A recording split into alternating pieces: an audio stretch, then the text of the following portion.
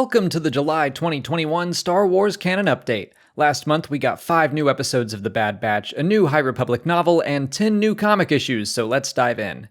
The Bad Batch continued to be mostly fantastic. Clone Force 99 rescued a senator from Raxus, delivered weapons to Ryloth where they met Hera Syndulla, then they rescued Hera's parents from the Empire, they kicked a wannabe gangster named Roland out of Sid's bar, and finally they rescued Gregor but lost Hunter on the stormtrooper-infested planet of Darrow.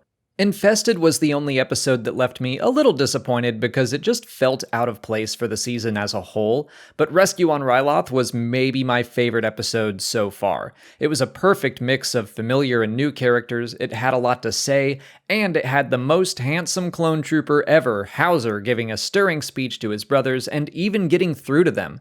At first I was kind of iffy about Hera showing up in the series, but the second half of the Ryloth arc was phenomenal, and Warmantle, the last episode of the month, was very exciting, so I can't wait to see how this season ends. Out of the Shadows is the young adult novel by Justina Ireland for the second wave of the High Republic era. It just came out, so I won't dive into the plot very much here. It's a lot slower than The Rising Storm or Race to Crash Point Tower, but it's dealing with the aftermath of what happened in those books months later. While I personally missed the frantic, fast pacing of those stories, Out of the Shadows still has some very surprising and exciting developments for the era, and Vernestra Rwoh is a fan-favorite High Republic character for a reason. If you've been enjoying these books so far, Out of the Shadows is very much worth your time. And if you want to pick it up for free, you can grab it on Audible at www.audibletrial.com/StarWarsExplained or by following the link in the description. Let's stick with the High Republic as we move into comics with Marvel's 7th issue. After telepathically interacting with the Dringir's hive mind, Keeve Trennis finds herself overcome with darkness, haunted by visions of the Dringir's past and the Sith that imprisoned them long ago. She finds some help in the form of the Jedi Wayseeker Orla Jarini, who was introduced in Claudia Gray's book Into the Dark. She gives Keeve a pep talk, and they prepare to join the rest of the Jedi, who are attacking the homeworld of the Dringir. But Keeve has a vision that the attack may have already failed. I'm still digging this comic, I look forward to it every month, but I still miss Ario Anindito's art style, and I'm glad he'll be returning for issue 8. The High Republic Adventures issue 6 kicked off a new, very interesting arc. First of all, it centers around Farzala and Court instead of continuing on with Lula and Zine. Obviously, those characters will be back, but I love that we're spending time getting to know more of the Padawans. Farzala and Court team up with the crew of the vessel to go to Nal Hutta for negotiations with the Hutts now that they have a fragile alliance. But the talks are sabotaged by Jabba. I know I often don't love familiar stuff constantly being included in Star Wars, but this one has me excited. Seeing a young upstart Jabba grabbing power within the Hutt cartel sounds cool by me. Also, Court hugs Geode, so this is in the running for greatest comic issue ever created. But we're done with all the new High Republic stories, so let's get into the War of the Bounty Hunters, issue 2. Boba Fett infiltrates Crimson Dawn's big party so he can steal Han Solo back and restore his reputation. And Kira looks fantastic leading the auction. Something about that outfit feels in line with what we see her wearing in Solo, but it looks fancier because she's in charge now. I like that the other criminal syndicates don't really know who she is or what's going on, but they know enough to be intrigued. And we're now at a point where most of the other comic stories are converging. Fett gets some help from Dr. Aphra, Darth Vader crashes the party at the end, and then Fett runs into Leia and Chewie during their mission to rescue Han. On the one hand, this is very exciting, but on the other hand, it seems to be slowing down the other issues. The War of the Bounty Hunters miniseries is meant to be the backbone of this crossover event. Read just those issues and you'll get the basic story. So when we look at all the other issues, they kind of feel like they were treading water this month, waiting for the next War of the Bounty Hunters issue. Dr. Aphra issue 12, for example, takes place concurrently with Boba Fett's story, offering another point of view, and of course showing Aphra being Aphra, unable to stop herself from stealing in a room full of dangerous criminals, but it stops at exactly the same place.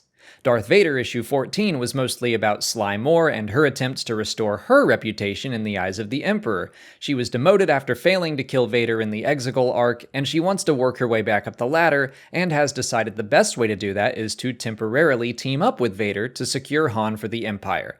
I did like the look into Moore's character. She's been mostly a mystery in Star Wars for a long time, but again, the issue ends at almost exactly the same spot.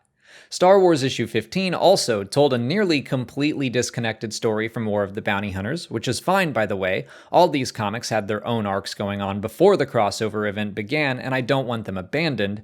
This time, Luke and Starlight Squadron help rescue Mon Mothma from certain death, and then Luke heads off to the Crimson Dawn party. And the issue ends with Leia and Chewie running into Boba Fett. So you can see this pattern of all these stories covering the same things, whereas last month the storylines were still spread out and it seemed like each issue taught us something new, dropped a huge bombshell, or in general drove the whole crossover event forward. I'm certainly not saying War of the Bounty Hunters has all of a sudden lost its steam. It started strong, and Charles Soule promised plenty of surprises. I'm just saying I didn't enjoy this month as much as the last. But I haven't talked about Bounty Hunters issue 14 yet, which is still set apart from the rest of the comics, and I felt like it had a lot more room to breathe and just tell an exciting story as Valance and Dengar are being chased by the assassin Deathstick. We got a recap of Crimson Dawn's history of appearing and disappearing and reappearing again suddenly, and we see that while their story is largely separate, it is playing into Kira's plan somehow. And finally, for War of the Bounty Hunters, we have the Jabba the Hutt one-shot issue, which honestly should have been called the Diva Lompop one-shot, but I guess they went with Jabba because he's a more recognizable name. Anyway, we meet Jabba's favorite bounty hunter before Boba Fett came along. This issue told us how Crimson Dawn was able to find and steal Han in the first place, because Diva betrays Jabba while she's on the hunt for Fett.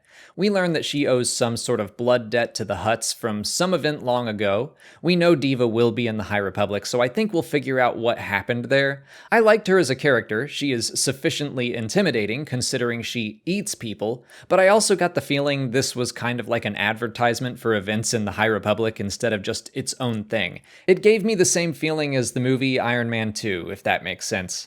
But we're wrapping up with two more comics, Star Wars Adventures issues 6 and 7.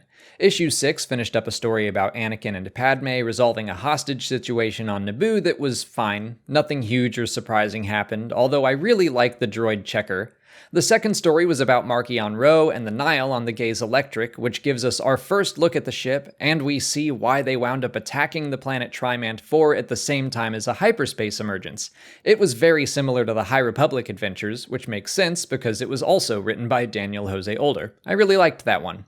And finally, Star Wars Adventures issue 7 had a story about Luke and Leia discovering Bogano from Fallen Order and running into some stormtroopers who are rounding up the Boglings from the planet.